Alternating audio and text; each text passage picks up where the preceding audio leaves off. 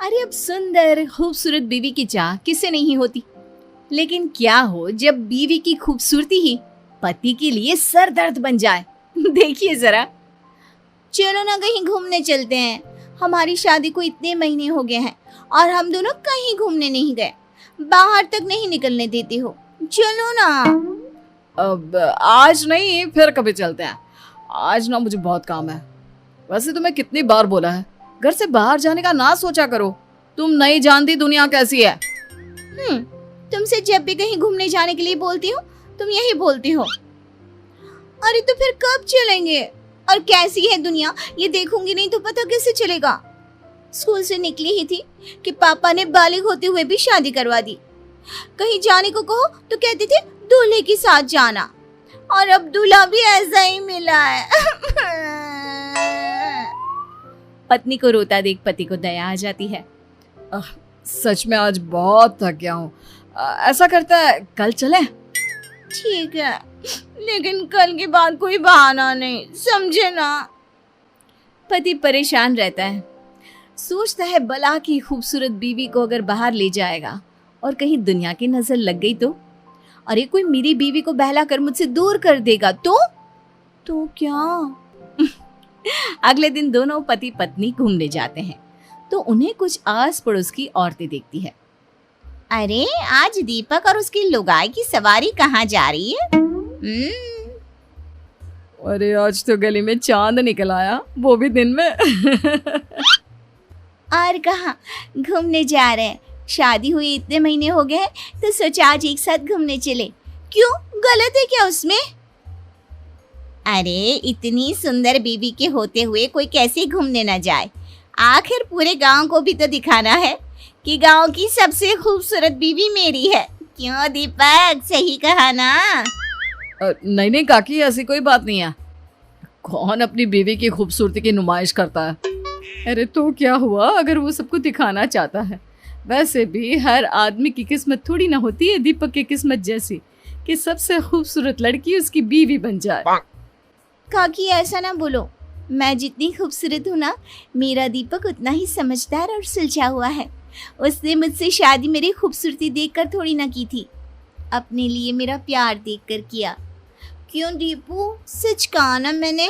हाँ, बिल्कुल सच मेरी बुलबुल। कुछ दिनों बाद पति अपने दफ्तर काम पर जाता है। मैंने सुना है वो अपना दीपक नहीं है, उसकी शादी हमारे गांव की सुंदरी कोमल से हुई है। क्यों सच्ची? ऐसी बात है तो दीपक की तो लॉटरी लग गई। अरे क्या किस्मत है उस लड़के की, इतनी अच्छी नौकरी और घर में सुंदर सी छोकरी। अरे लड़के की तो लाइफ सेट है। किस्मत चमक गई है दीपक की शादी के बाद से। अरे कैसे ना चमके, सब कोमल की वजह से, नहीं तो तुम्हें लगता उसे कोई पूछता भी होगा। हाँ ये तो सही कहा, जिसकी बीवी कोमल जैसी हो उससे कौन बात नहीं करना चाहेगा। अरे पता नहीं कब हमें बुलाएगा खाने में। दीपक अपने साथ काम करने वालों की बातें दूर से सुन रहा था। उसे अजीब सा फील होता है कि लोग उसके बारे में क्या क्या बात कर रहे हैं। बात तो सही है, कल तक मेरे घर क्या मुझसे बात भी कोई नहीं करना चाहता था, लेकिन जब से शादी हुई है हर किसी को दीपक के घर आना है, उसे अपने घर बुलाना है। यार मेरी पहचान क्या मेरी बीवी से ही रह जाएगी? शाम को, सुनो ना दीपक, बाजार चलते हैं। वो कुछ ना घर का सामान लाना था, मैं अभी तैयार होकर आती हूँ। क्यों, तैयार ही तो हो, और कितना तैयार होगी? और क्या है जब देखो बाहर भागने की लगी रहती है। क्यों? हाँ, मुझे टाइम नहीं है, तुम खुद ही चले जाना। दीपक का रवैया अब तो बीवी के लिए इतना गंदा हो जाता है कि उसकी बीवी परेशान सी रहने लगती है। कुछ दिनों बाद, सुनो दीपक, मेरी माँ बहुत बीमार है। मैं सोच रही थी अगर कल तुम मुझे मेरी माँ के वहाँ छोड़ आती तो। वैसे भी अब मन नहीं लगता मेरा इस घर में, न जाने तुम्हें क्या हो गया है। हाँ बेटा, कल ऐसा कर बहू को उसके मायके छोड़ा। आजकल बहू काफी गुमसुम सी रहने लगी है, बच्ची ही तो है और तू भी तो वक्त नहीं देता। लेकिन माँ मुझे काम है, मुझे दफ्तर भी जाना है, और क्या जरूरत है वहां जाने की? क्या तेरा काम बहू से ज्यादा जरूरी है? क्या हो गया है बेटा, क्यों तू ऐसा हो गया है? तू तो ऐसा नहीं था, कितना खुश था बहू से शादी करने के लिए, अब क्या हो गया? हाँ दीपक, मैं कुछ दिनों से देख रही हूँ तुम कुछ अजीब सा बर्ताव कर रहे हो। क्या हुआ?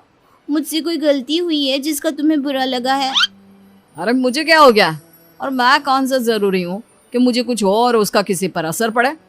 कोई बात नहीं है, मुझे बस टाइम नहीं है, तुम खुद ही अपने मायके चली जाओ, और अब मैं इस बारे में किसी से बात नहीं करना चाहता। पता नहीं क्या हो गया है इस लड़के को, पहले तो ये ऐसा नहीं करता था। वही तो माँ जी, मुझे भी समझ में नहीं आ रहा कि ये ऐसे क्यों बात कर रहे हैं। पहले तो कभी ये इतनी छोटी छोटी बातों पर गुस्सा नहीं करते थे। अगले दिन बीवी अपने मायके के लिए निकल रही होती है कि वो पति से मिलने उसके दफ्तर जाती है।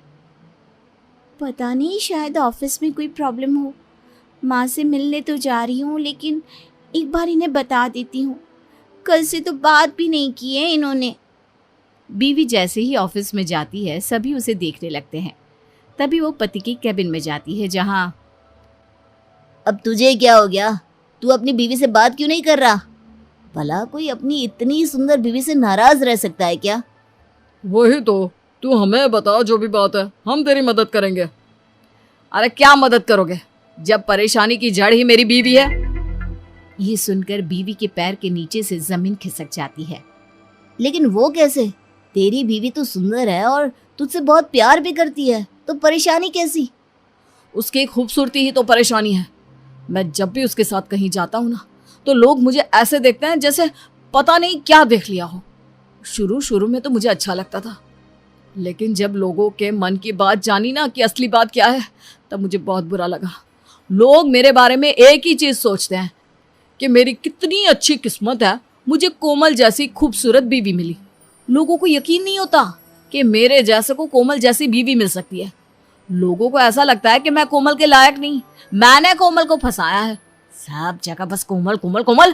कोमल के आगे तो मेरा कोई वजूद, कोई पहचान ही नहीं है। अगर कोमल मेरी बीवी नहीं होती ना, तो आज मेरी जिंदगी ऐसी नहीं होती। मुझे कभी कभार ऐसा लगता है जैसे मैंने अपनी जिंदगी में कभी मेहनत ही नहीं करी, सब काम कोमल की खूबसूरती ने करा है। मेरी मेहनत की तो कहीं बात ही नहीं आती। कोमल पति की बात सुनकर रोने लगती है। तभी उसके दोस्त की नजर कोमल पर पड़ती है। अगर सारी परेशानी की जड़ मैं ही हूँ, तो मैं अपना चेहरा प्लास्टिक सर्जरी से खराब करवा लेती हूँ। हाँ, यही ठीक होगा, और अच्छा ही हुआ तुमने सुन लिया, वरना मैं तुम्हें ये सब कभी नहीं कह पाता। कोमल वहां से जाने लगता है कि रुकिए भाभी, कैसी बात कर रही हैं आप?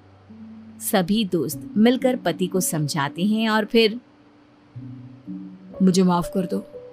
पति के लिए पत्नी की तारीफ और पत्नी के लिए पति की तारीफ ही असली सफलता है।